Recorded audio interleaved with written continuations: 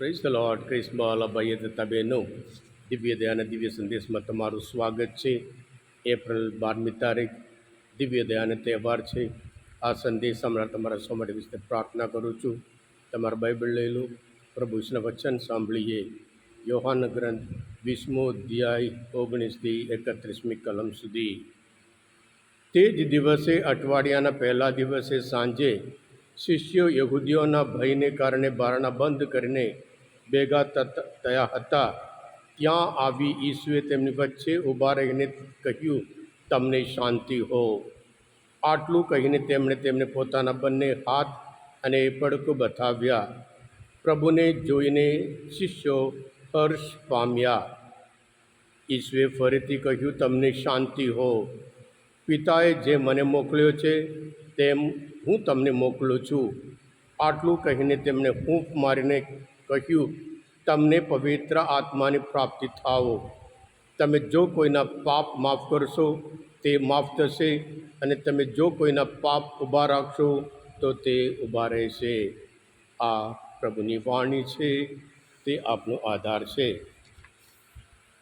ક્રિસ્મા ભાઈએ તબેનું દિવ્ય દયા 1930થી 1938 વર્ષ સુધી સંત ફૌસ્તીનાને દર્શન આપીને કહ્યું કે લોકો મારી પાસે આવે,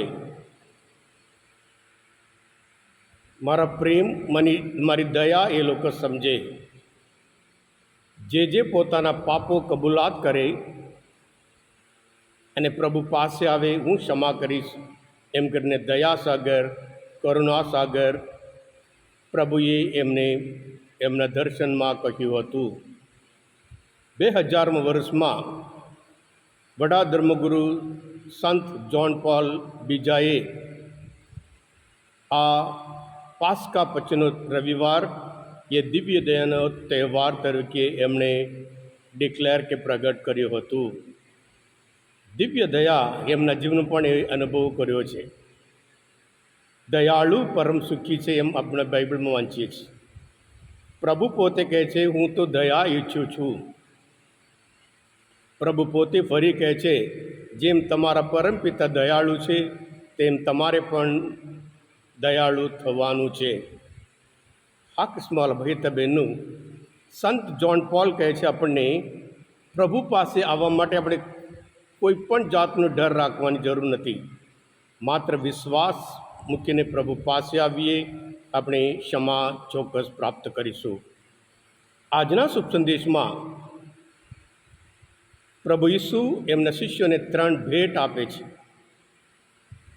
જે વ્યક્તિ ઉપર આ શિષ્યોએ વિશ્વાસ રાખ્યો, એમની પાછળ ગયા, એમને લાગ્યો આ જ મસીહા છે, મુક્તિદાતા છે. પણ આખી દુનિયા એમના વિરુદ્ધ, સરકાર, અધિકારીઓ, સત્તાદાર, આ બધા પ્રભુના વિરોધ, અને છેલ્લે પ્રભુને બધા સ્તંભ ઉપર મારી નાખ્યા હતા. એટલે તેઓ અશાંતિમય જીવન, ડરના લીધે બારણું બંધ કરી રહેતા હતા. એટલે પ્રભુ એમની વચ્ચે આવીને ઉભા રહે, તમને શાંતિ હો. ક્રિસ્મા ભાઈ તબેનું આ જ શાંતિ પ્રભુ આપણે દરેકને આપે છે. દરેકને જીવનમાં શાંતિ જોઈએ છે. જાતના કારણના લીધે હોય, જાતના મુસીબતના લીધે હોય, જાતના સંકટના લીધે હોય, જાતના કડવાશના લીધે હોય, અન્ય ઘણા બધા કારણથી આપણા જીવનમાં શાંતિ નથી. જે ઘરમાં આપણે રહીએ છીએ ત્યાં શાંતિ નથી, આપણા જીવનમાં શાંતિ નથી, દુનિયામાં શાંતિ નથી. પણ પ્રભુ એ ભેટ આપે છે, તમને શાંતિ હો. દુનિયા તમારા માટે અશાંતિ આપી હોય, પણ હું તમને શાંતિ આપું છું એમ કરીને પ્રભુ ઈસુ એમને શાંતિ આપે છે. સાથે સાથે જે વ્યક્તિની પાછળ ફર્યા 3 વર્ષ, પ્રભુ ઈસુને આવી પરિસ્થિતિ, હવે આપણે શું થવાનું છે એમ કરીને નિરાશ થયેલા, નીરસ થયેલા આ લોકોને પ્રભુ ઈસુ પવિત્ર આત્માની ભેટ આપે છે. શાસ્ત્રમાં શબ્દ તેમણે હૂંફ મારીને શબ્દ ઉત્પત્તિના ગ્રંથમાં 2 અધ્યાયમાં જ્યારે ઈશ્વરે જે માણસ માટે જે જીવન આપવા માટે જે હૂંફ માર્યું હતું, પ્રાણ પૂર્યા હતા, એ જ પ્રાણ આ શિષ્યોના જીવનમાં પણ એ શબ્દ વાપરવામાં આવે છે.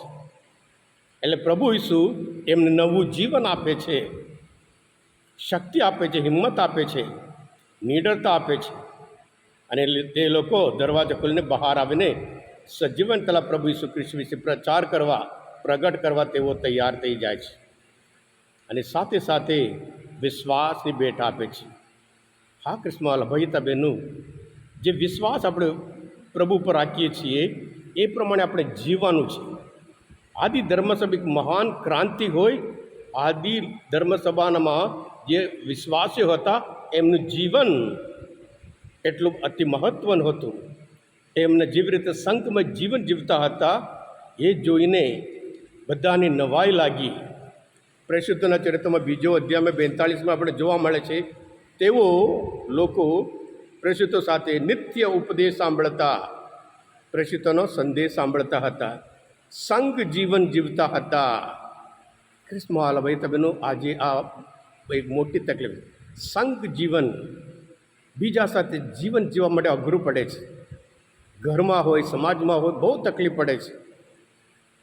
પણ એ લોકો એક વિશ્વાસમાં જીવન જીવતા હતા, એક દાખલા જીવન જીવતા હતા, એટલે સંઘ જીવન જીવતા હતા.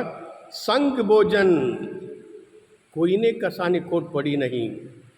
એટલું એક અદ્ભુત સમાજ એ લોકો સમાજ તરીકે જીવતા હતા અને ભાગ લેતા અને પ્રાર્થના કરતા હતા.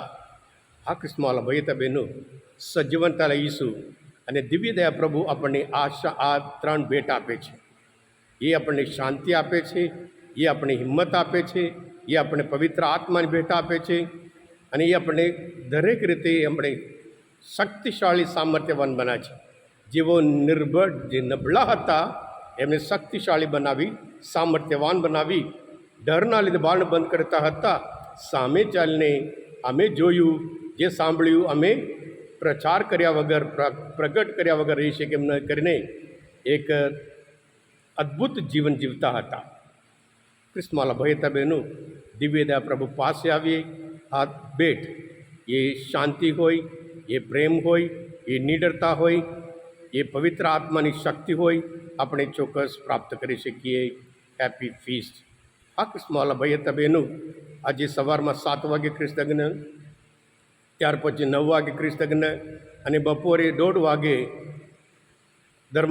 મહાધર્માધ્યક્ષ બિશપ થોમસ મેકવાન ખ્રિસ્તજ્ઞ અર્પણ કરવામાં પધારવાના છે. અને ત્યાર પછી 3 વાગે આરાધના થશે. આ બધામાં ભાગ લઈ અને સાથે સાથે બપોરે 12 વાગ્યાથી 1:30 વાગ્યા સુધી બધા માટે લોકો માટે ભોજનની વ્યવસ્થા પણ કરેલ છે. આ તહેવારમાં, આ પવિત્ર ધામમાં દિવ્ય દયા પ્રભુ પાસે આવીએ, દયા પામીએ, આશીર્વાદ પામીએ, શક્તિ પામીએ અને શાંતિ પ્રાપ્ત કરીએ. Amen. God bless you. Happy feast. આ કૃષ્ણવાલા ભાઈ બહેનું, આજના મનનચિંતન શાસ્ત્ર પાઠ સમજવા માટે, પ્રભુ ઈશ્વરને ઓળખવા માટે મદદરૂપ થયા હોય, તમે પોતે દિવ્ય દયા અને દિવ્ય સંદેશ સબસ્ક્રાઈબ કરજો અને બીજા માટે પણ ફોરવર્ડ કરજો. કારણ તમે બધા આશીર્વાદિત છો, અભિષિક્ત છો. પ્રભુ ઈસુ, હું તમારામાં વિશ્વાસ રાખું છું. બોલો દિવ્ય દયાનો જય. God bless you all. Jesus, I trust in you.